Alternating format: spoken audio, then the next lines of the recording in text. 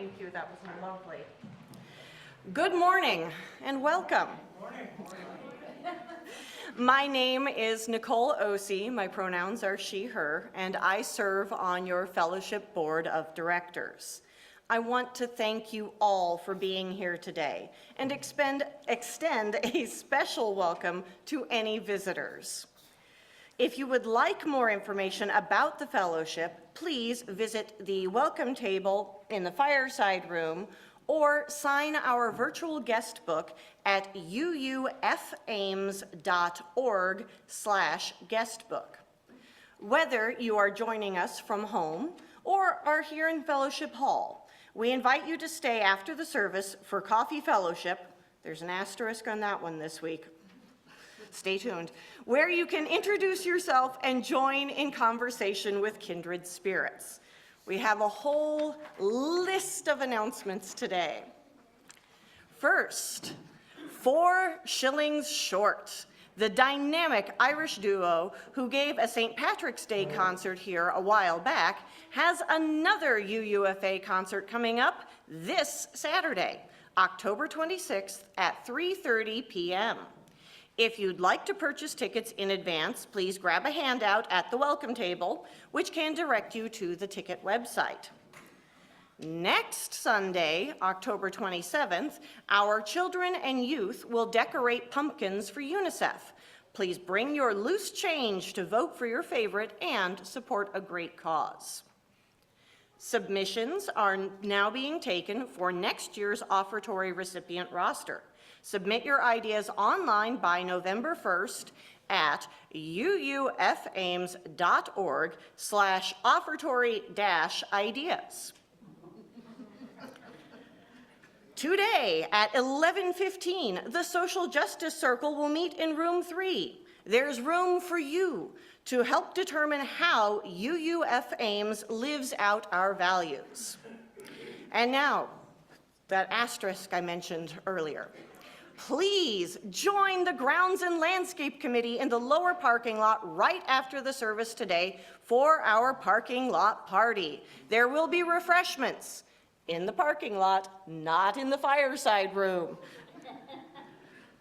Pitch in to help with landscaping tasks if you are able, or just cheer on the workers. And if you are leaving during the party, please be careful. Our parking lot attendant can help guide you out if needed. Now, I have brought my work gloves. I hope you all will join us. Added to that, please, if you have children in elementary aged RE, be sure to go collect them after service so we can put them to work as well. Clara brought her gloves too. So on behalf of this caring, nurturing congregation, I welcome each and every one of you into this sacred space. Here, we invite you into an experience of transformation, hope, renewal, and connections, which may inspire you to understand life in new ways. Thank you for joining us today.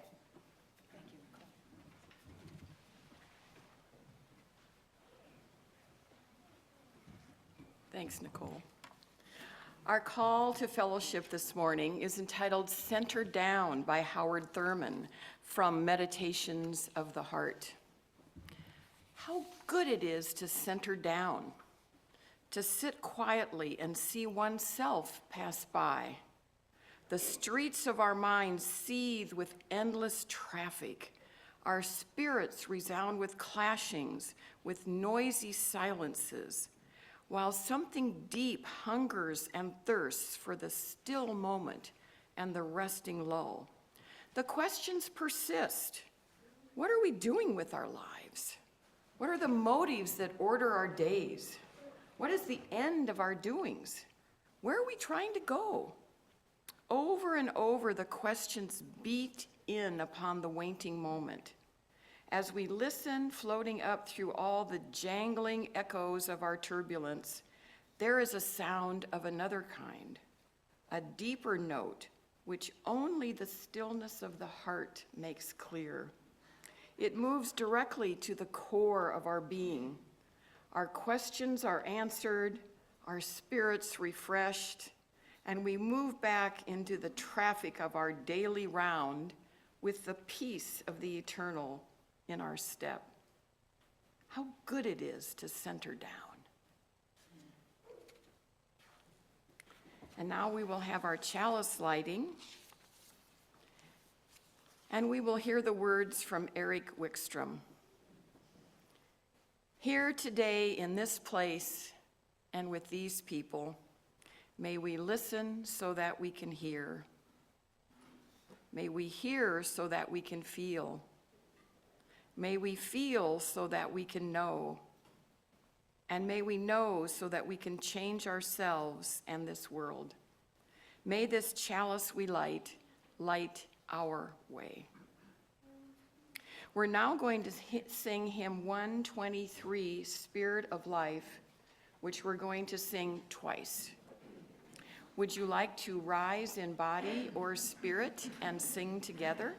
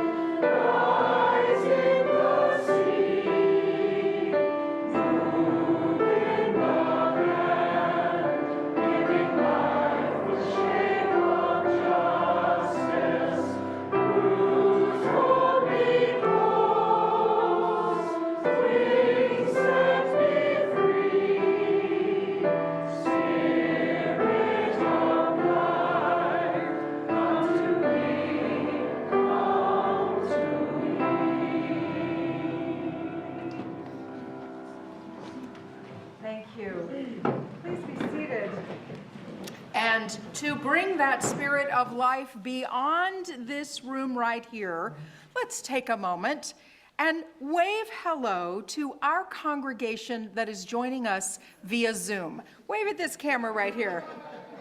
Hi, Zoomers. We know you're with us. We are so glad that you're here. Sometimes we forget that our congregation is not just those of us in this physical space, those of us on site, but you joining us online are also part of this congregation. And thank you for allowing us to be with you this morning. Hey, let's do a little time for all ages. Any young ones want to come down here to the front? All right.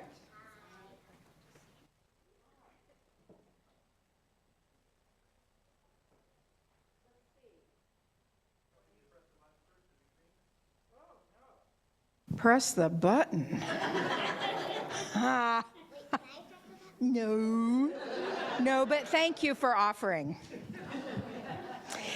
Hey, I like pressing buttons too. Sometimes people press my buttons. Hey, one of the things that we're going to talk about, that the grown-ups and I are talking about today a little bit, is stillness. So I want to get your opinion on this. What do you do when your body is kind of racing, and you're really, really, really tired, but you've still got things to do, and you just need to be still? How does that feel inside your body when you know you need to be still, but you can't quite do it yet?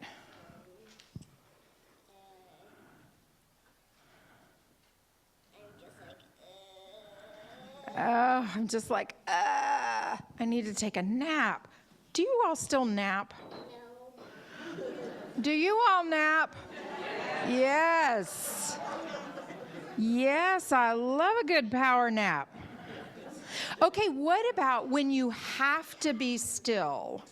Like when you're in class, or you need to eat your food, or your mom is trying, or your adult is trying to tell you something, and you need to be still, and your body just wants to move. Same thing. What's it like for you when you just feel like you want to move and you can't be still? Can we be still all the time? Can you be moving all the time? I'm getting a parent saying, yes, this one can. We won't name names. I think this is the thing about stillness and movement. We can't be moving all the time, and we can't be completely still all the time. If we're doing a little bit of some and a little bit of the other, what do you know what that's called? Balance. Balance. Okay, does that mean we have to have the exact same number of minutes of stillness and movement in every day? No. It means that some days we're going to move a lot and be really tired at the end of the day and get good rest, we hope. And some days we're going to be pretty lazy and just still. Maybe not lazy, just still. Maybe we like to read and kind of be still to read, or cuddle up. And then the next day we may move a lot more. So I think about balance, not just in each and every day, but kind of over time, and making sure we get enough rest and enough movement, and get our squirmies out, and get our zoomies out, and rest really well when we can. Does that sound good to everybody?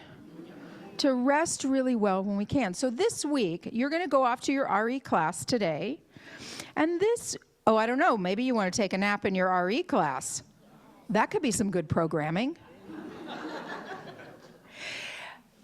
To think about this week, when you're really active and when you're still, and do you have enough of either one? And do you know how's a good way to check in with that? We check in with our bodies and our minds. We can kind of ask each other, ask ourselves, am I getting enough rest? Am I getting enough stillness? Am I getting enough playtime or movement? Am I getting enough mental stimulation? Those are some things we can ask. We can ask our adults too. Hey, adult, do you think I'm getting enough rest or stillness or movement? They may have a different opinion than you do. So think about that this week. And if you think about it, I would love to hear later what you have come up with. Some other time you can tell me what you think. Okay? Sound good? Are you about ready to take a nap right now? No? You're just nice and still and cozy, aren't you? I like it. It's cozy weather. All right. Well, it is time for you to go off to your religious education class, and we're going to sing you out. So thanks for coming up for a conversation.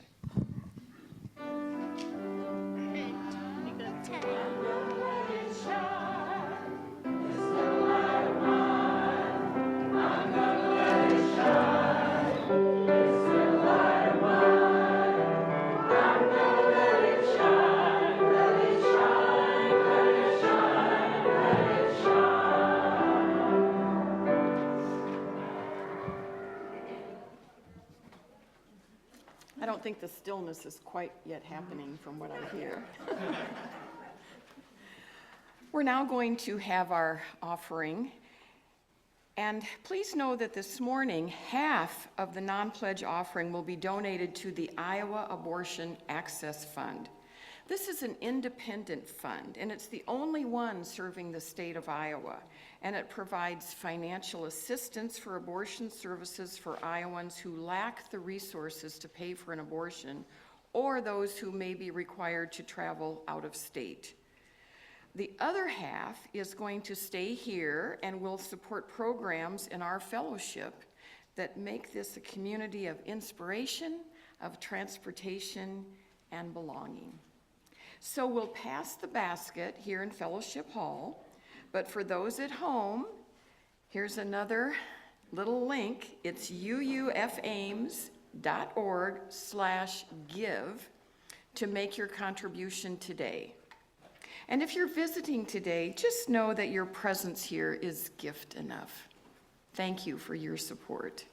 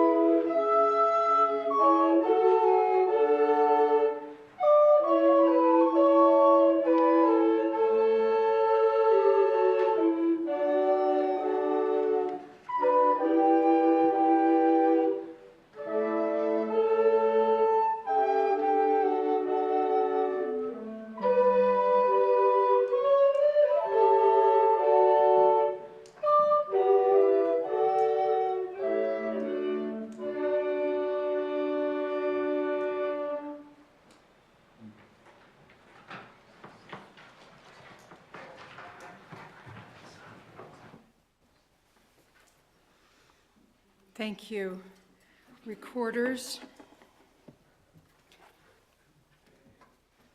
And thank you for that moment of stillness. One of you reached out to me not too long ago and said, after our musicians play, it's nice when we just allow there to be a moment of stillness. So know that we love and appreciate you and the place you've taken us to. Each week we take a few moments to recognize how our lives are connected one to another. When we share our joys and our sorrows, and we know that as we share them together, our burdens are lifted as we allow others to hold them with us, and our joys are multiplied. That's what it means, part of what it means to be in congregational community together, to allow ourselves and our stories to be known. Bob Anders shares this today. October 20th, 2024 is my 78th birthday. Bob was born in Hampton, Iowa, the second of two boys. Your parents had rented a farm nearby, and 2 years later, they bought the farm that you grew up on, 5 miles southeast of Iowa Falls. We are glad you Iowa boys stayed nearby, and that we can wish you happy birthday today. We celebrate with you.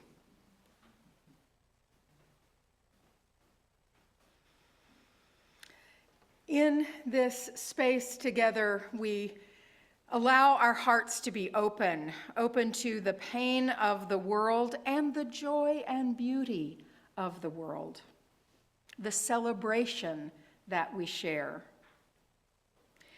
In this quiet space, let's lift up the names of people or places that you are particularly thinking about today, so that our holy silence is filled with the sound of those we care about.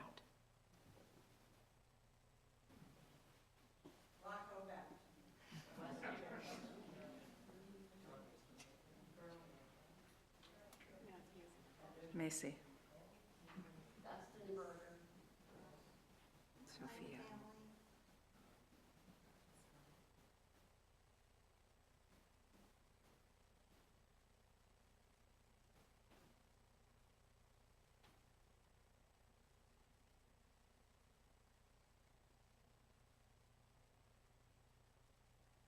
All these beloveds, for all the names and places that are spoken and unspoken, we lift up tender and joyful hearts.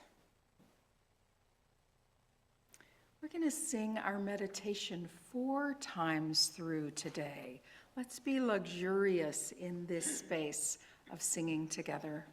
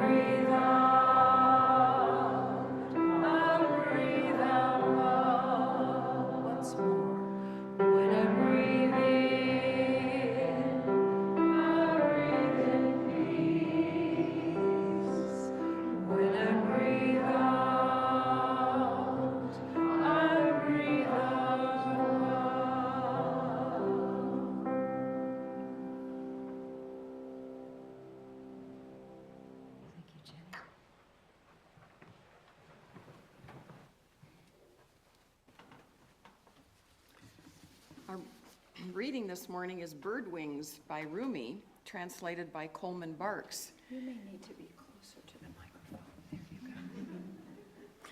So there's a place in here where I'm going to talk about your hand, and you're going to do something with your hand, so have it ready. Your grief for what you've lost lifts a mirror up to where you're bravely working. Expecting the worst, you look, and instead, here's the joyful face you've been longing to see. Your hand opens and closes, and opens and closes. If it were always a fist or always stretched open, you would be paralyzed. Your deepest presence is in every small contraction and expansion, the two as beautifully balanced and coordinated as bird wings.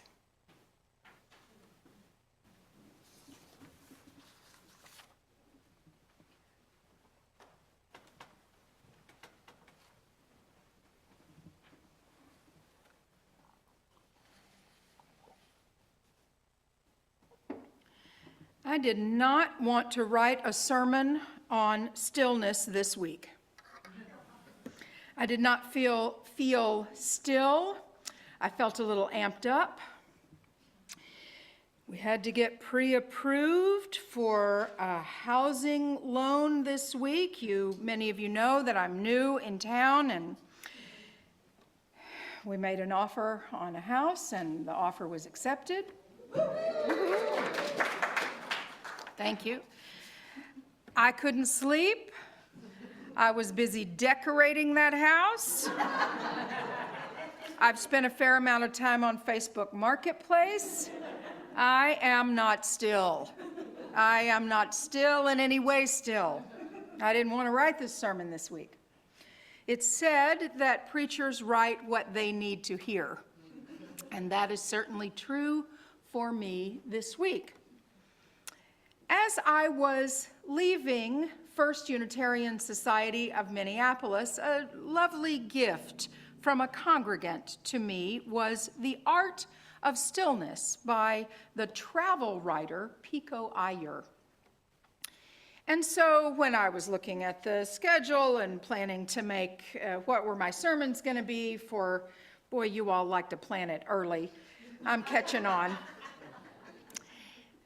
I thought, all right, our theme this month is deep listening. I'll read The Art of Stillness, and good, I'm all set. I'll just do a little book report for you. That was not how it worked out. Lovely book, and I think I have a lot to learn about stillness, but I wanted to hear from other people about stillness. And so as this talk comes along, I will be sharing some words from our meditation group. I reached out and said, what do you have to say about stillness, you folks who practice it often? And so we have some of their words and some other things to share. And then what does it mean for us to not always be closed and not always be open? Where are we finding balance in those bird wings? Here's what Pico Iyer says in his chapter on a secular Sabbath. He says, the need for an empty space, a pause, is something we have all felt in our bones. Who's come to join us today? 3 or 4 deer. Be still with them. I'll just work up here. You please. Please. That's how we do it here. This need for an empty space, a pause, is something we have all felt in our bones. It's the rest in a piece of music that gives it resonance and shape. Keeping the Sabbath, he says, doing nothing for a while, is one of the hardest things in life for me. I would much rather give up meat or wine or sex than the ability to check my emails or get on with my work when I need to, when I want to. If I don't answer my messages today, I tell myself, there will be even more to answer tomorrow. I have said those very words myself. But whenever I finally force myself away from my desk for a day, of course I find the opposite. The more I spend time away from work, the better the work will be. I think that's true for every one of us in whatever work or avocation we attend to. We need both rest and creative rest. Rest for our minds to distill what we've been doing. Any of you who practice yoga know that the most important pose of the day is Shavasana. Am I saying it right? Shavasana. That rest at the end of your practice when it all incorporates. It is so countercultural in this society that wants us to move and move and move and consume media and food and entertainment and products. And what else do we consume all the time? Information. So much information. so much that we consume, and we are bombarded with messages to consume, that to still that is really countercultural. I think I've said to you before, what we do here is practice how we would like it to be in the world. And so thinking about ways that we elevate stillness is important. Ayer quotes Abraham Joshua Heschel, the great Jewish theologian of the last century, who referred to Sabbath as a cathedral in time rather than space. A cathedral in time rather than space. How do we build cathedrals to time? Spaciousness.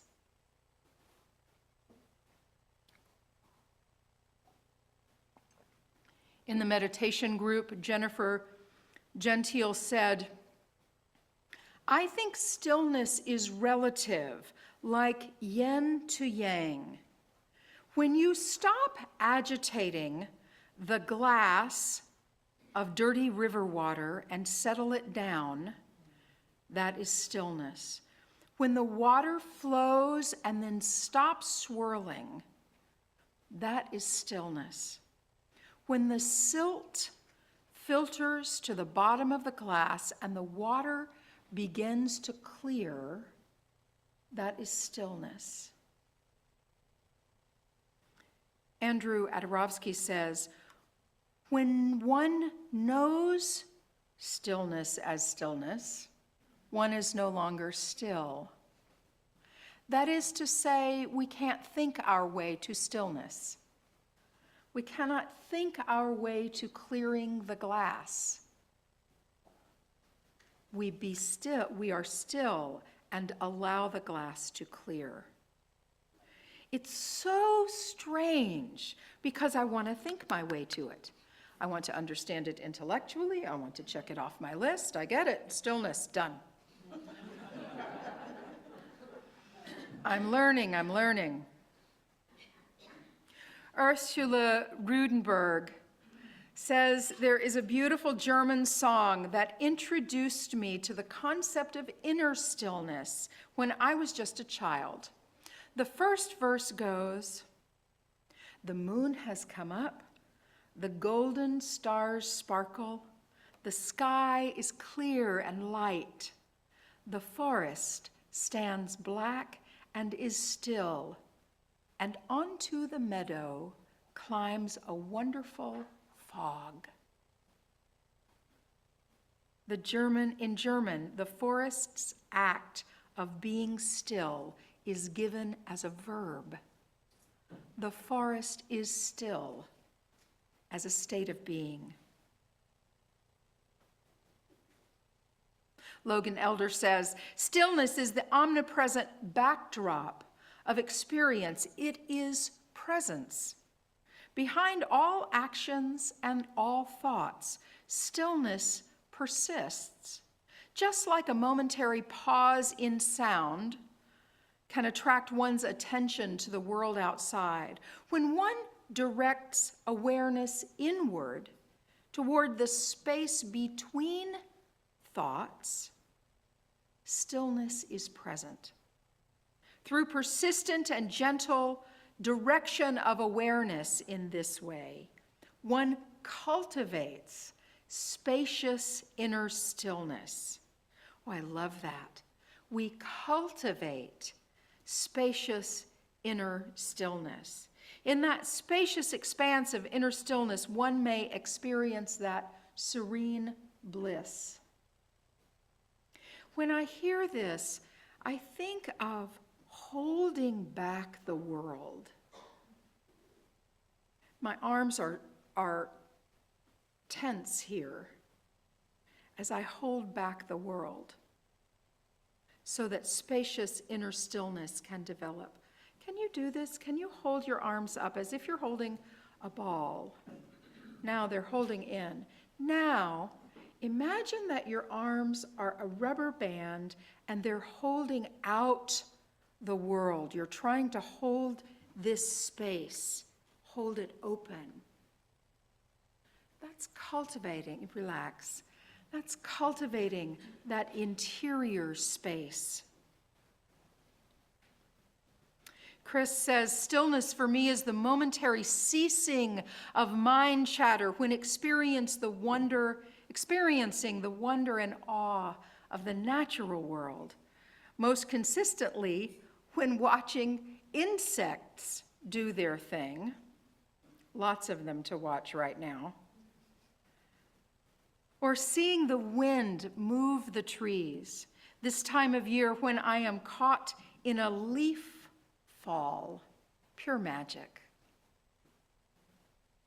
If I'm racing to my next thing or thinking of the email that must be responded to, I'm going to miss that moment. It is the cultivation of inner stillness, being here now with the deer, with whatever we'll see this afternoon as we're raking leaves or spreading mulch. An inner stillness that lets us be present to the outside world. Joyce Matters says, when I meditate, stillness is like a large, deep lake with some ripples and waves on top, but always settling back to deep stillness. Isn't that a nice image to perhaps go to sleep to? The waves and ripples on top, always settling back to stillness. Juan Schmidt says, to me, the word stillness evokes the image of muddy waters sedimenting and slowly becoming clearer. Julie Tabor says, in my practice, stillness is release from the busyness and sometimes conflicted thoughts of the mind, a refuge of inner peace that is always present, but may be hidden if the mind is agitated. And Doug Gentile, the leader of this group, says our thoughts, and especially our feelings, have co-emerging properties of confusion and wisdom. Confusion and wisdom, co-emerging. When we are still, we allow confusion to settle so that our inherent wisdom can become apparent. When we are not still, it continues to stir things up so that the confusion obscures the wisdom's clarity. Confusion obscures the wisdom's clarity. We see that muddy water, the confusion, and stillness allows it to settle so we can have clarity. It's so clear when he says it like that. It doesn't feel clear when I'm trying to do it, but it feels clear because Doug and the others have a practice and they can identify those places.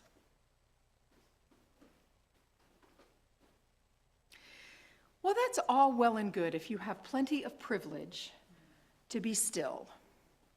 In Pico Iyer's book, he returns to a mountain retreat. He goes and sees the great Leonard Cohen, who became something of a yogi in his later life, who lived at a mountain retreat. And the book reads like a lot of privilege, right? Not everyone has the capacity to escape from the world for long periods of time. Some of us in the room may have the privilege of going on a sabbatical one time or another, but most humans on the planet don't get to do that. One of the people that I follow on social media that I just learned so much from is Tricia Hersey. She's a Black woman activist and performer, and she's the creator of the NAP ministry.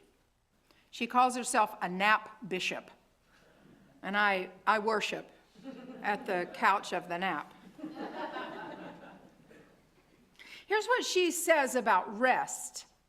The 4 tenets of the NAP ministry are that rest is a form of resistance, that our bodies are a site of liberation, that naps provide a portal to imagine and invent and heal, and that our dream space has been stolen and we want it back. Essentially, she's advocating that rest is a powerful act of resistance against oppressive systems, and our bodies can be a place of healing through intentional rest.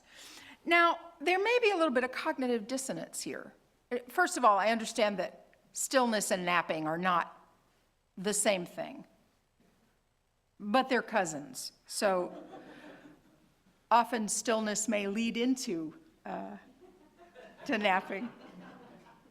I think the message here is similar, but I think it's important to hear this in the voice of a Black woman and the experience of many people of color who are often told, and we've all received the message in one way or another, that our worth is dependent on how much and how hard we work, right? So her notion that rest is resistance is taking, as in a society that values constant productivity and consumption, the notion that rest is resistance is a way to push back against capitalism and white supremacy culture. The notion that our bodies are a site of liberation means that we can reclaim our bodies as spaces for healing and self-determination. Whoever they are doesn't get to decide what our value is. We get to decide that. The notion that naps are a portal to imagination and healing, let's say stillness is a portal to imagination and healing, is a way of understanding that stillness helps us access creativity and innovation and personal restoration. And the idea that we can reclaim our dream space means that our ability to dream and rest has been taken away by societal pressures, and we need to actively reclaim that space. I think this is a message for all of us who are caught in this world of capitalism and patriarchy and white supremacy culture. You all will hear me say that a lot. If it pushes your buttons to hear me say that, if you get hooked on that, oh, well, I don't want to be anti-capitalist, and we're not white supremacists, and patriarchy, not all guys. You know, if you've got things that brings up for you, let's please talk about it, because I will continue to say these things about we are caught in systems of capitalism, patriarchy, and white supremacy culture. And we are actively working through our values to change the world. So I'm going to say that and allow you to ruminate on it. But if it's hooking you, please come and talk to me about it, because I don't want you to get hooked and mad and go away, right? We'll have some stillness together. I love this quote from Eckhart Tolle. It has been said that stillness is the language God speaks, and everything else is a bad translation. He continues, stillness is really another word for space. Becoming conscious of stillness whenever we encounter it in our lives will connect us with the formless and timeless dimension within ourselves, that which is beyond thought, beyond ego. It may be the stillness that pervades the world of nature, or the stillness in your room in the early hours of morning, or the silent gap between the sounds. To be still is to be conscious without thought. Ah, there's the difference from the nap.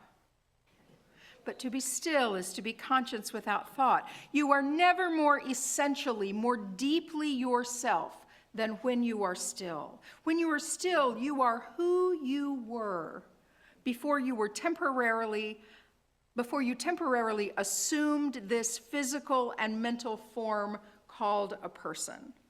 You are also who you will be when form dissolves. When you are still, You are who you are beyond your temporal existence, consciousness, unconditioned, formless, eternal. But we can't be still all the time. Rumi says that your grief for what you've lost lifts up a mirror to where you're bravely working. Expecting the worst, you look, and instead, here's the joyful face you've been longing to see. Your hand opens and closes. Your deepest presence is in every small contraction and expansion, the two as beautifully balanced and coordinated as bird wings. So what does this mean for us here now? You get asked to volunteer a lot here at the fellowship. Somebody some few years ago told you that you needed to hire someone to serve the coffee and cut the lawn and do all the things, and you didn't like it very much. As a matter of fact, I've been told that you don't like being told what to do. I've made a note of it in my red notebook. Don't tell them what to do. But you are being asked a lot to volunteer. And some of our teams and committees that would like to be doing more are not able to do more because we don't have volunteers to do it. That's okay. We'll figure out a new way. Maybe those teams need to sunset a little bit so something else can come up. And you've also given lots of time to the fellowship, lots of ways that you want it to grow and work. And now you want somebody else to pick up the baton, but maybe to do it the way we've always done it. That's the way we've always done it. Last 7 words of a dying church. That's the way we've always done it. 7. I don't know the answer to this. How we change from the way we've been doing church for 200 years to some completely new thing that offers us some kind of congregational salvation. I don't know the answer to that. What I do know is that stillness helps us let go of the way things should be, the way we must do it, the way it lets us let go of our attachment. It helps us calm the ego and the angst. Now look, we're going to have to make some decisions at some point. Can we do this? Can we do this? Can we hire this? Can we do this? We can do lots of things if we have the capacity to do it. If we have folks who will say, yes, I'll step up and lead that. But an idea without some energy behind it is probably not going very far. And that may be okay. We may have to let things rest, be still, allow ourselves to grieve, and then find imagination and healing and new ways to think about how are we a congregation together. I'm not ringing any bells of despair up here. Please don't hear me ringing any bells of despair. Don't come and ask me if I'm going to shut your committee down. That's not how it works. I don't tell you what to do. But I do want to make space for us to grieve if we need to hope and to dream, to decide where our energy is, to maybe let go of other things that we have done, other things in our lives, so that I have energy for this one thing. I don't know what it looks like for you. I don't know what the season in your life is. I know that we cannot get to something new out of busyness. We cannot get to something new out of busyness. I think we get there out of imagination and wondering and being real with each other. I think that's what stillness is calling me to this week. We shall see where it calls us together. May it be so, and blessed be. Let's stand as you are able and willing to sing number 391, Voice Still and Small.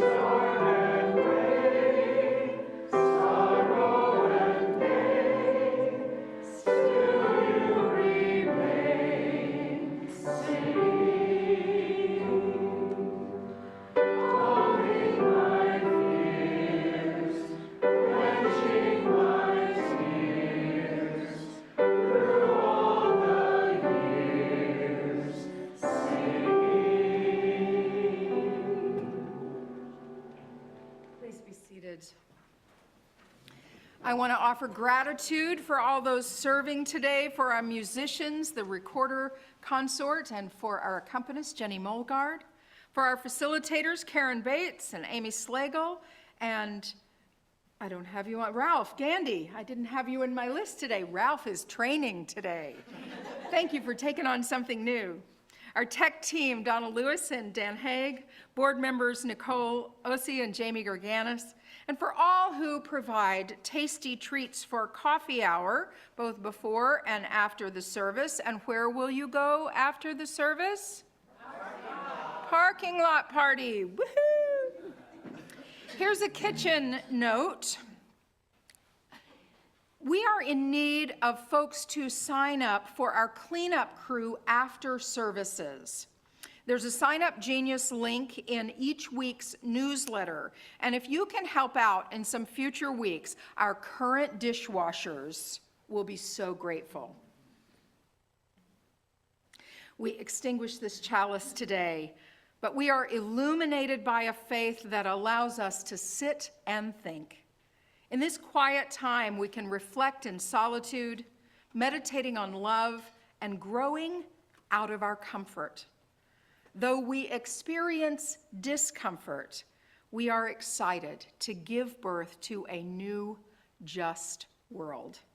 May it be so, and blessed be.